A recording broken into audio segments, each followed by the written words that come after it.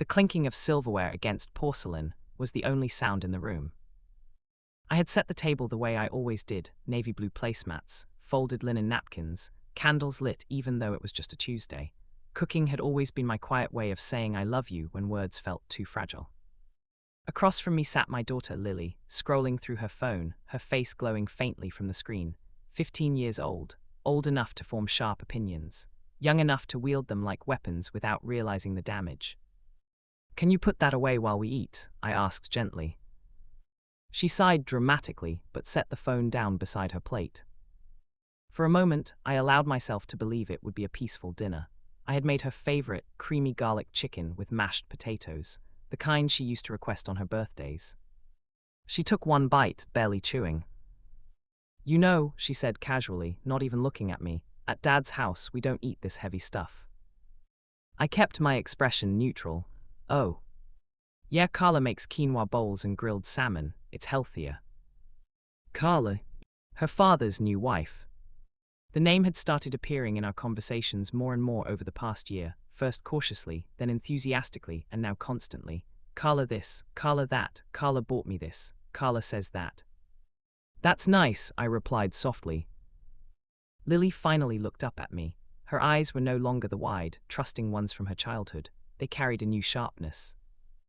"Honestly, Mom, she's kind of incredible." I smiled politely. "I'm glad you like her.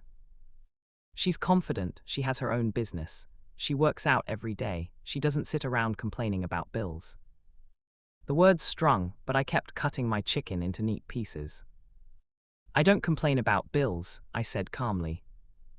She shrugged, not out loud, but it's obvious. Silence stretched between us, thick and uncomfortable. Then she said it. "You're kind of a loser, Mom, I mean, compared to her." The fork slipped from my hand and clattered against the plate. I stared at her, certain I had misheard. "What did you just say?"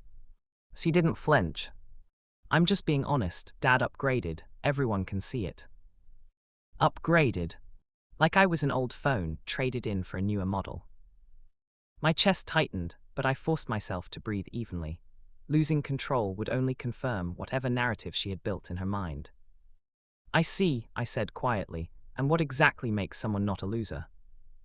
"She's successful, she travels, she looks amazing, she actually inspires people." Lily's tone grew stronger, emboldened by my silence. "You just stay here." Stay here? In the same house I fought to keep after the divorce. In the same kitchen where I packed her lunches every morning. In the same living room where I stayed up waiting when she was late. I studied my daughter, the child I had carried for 9 months. The toddler who used to run into my arms after preschool, the little girl who once cried because she thought I worked too hard. "I see," I repeated. She rolled her eyes. "Don't make this dramatic, I'm just saying, Dad's life is better now, he's happier." "And that makes me a loser?" I asked. She hesitated for half a second. "Kind of." Something inside me shifted then, not anger, not rage. Clarity. For months I had allowed the comparisons. I had tolerated the subtle jabs. I had convinced myself it was just a phased teenage rebellion mixed with divorce confusion. But this wasn't confusion, this was disrespect. And I had been quietly funding it. The private school tuition, the new phone upgrade, the shopping trips, the summer camp she begged for. All paid for by the loser. I pushed my chair back slowly. "Finish your dinner," I said evenly. She frowned. "Why are you acting weird?" "I'm not acting weird, I'm thinking." "About what?" "About what kind of example I'm setting." Her expression shifted slightly, uncertain now. "Lily," I continued, my voice calm but firm, "I have worked 2 jobs since your father left to make sure you never felt the instability I felt growing up. I chose to stay here because this is your home. Stability may not look glamorous, but it's not weakness." She crossed her arms. "I didn't say you were weak." "You called me a loser." Silent. I walked to the counter and picked up her phone. "Hey, what are you doing?" "I'm taking this." "You can't just take my phone." "I pay for it." Her mouth fell open. "You don't get to insult me in my own home while enjoying everything I provide." "That's not fair." Life isn't fair, I replied gently, but it is about consequences. Her eyes began to water, more from shock than remorse. You're punishing me because I told the truth. No, I said quietly, I'm teaching you that words have weight, and respect isn't optional. She pushed her chair back loudly and stormed toward her room. I'll just stay at Dad. I didn't chase her. If that's what you choose, I called calmly, we'll discuss custody adjustments, but until you understand the value of what you have here, the privileges stop. Her door slammed. The house fell silent. For the first time in months, I didn't feel small.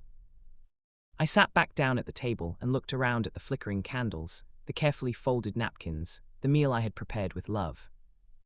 Maybe I didn't have a six-figure business. Maybe I didn't travel to Bali twice a year.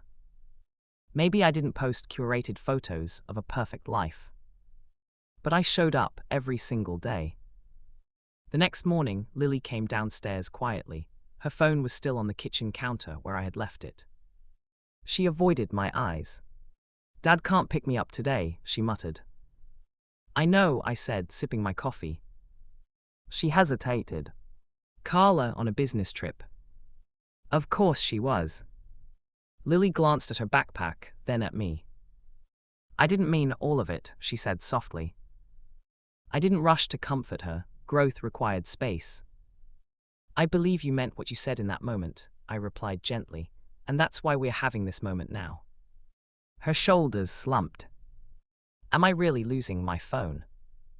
For a while, I said, and we'll be cutting back on some extras, not as revenge, as perspective. She nodded slowly. Dad seems so happy. That's good, I said. I want him to be, but someone else's happiness doesn't make me a failure. She looked up at me then, eyes searching. You're not a loser, she whispered. I held her gaze.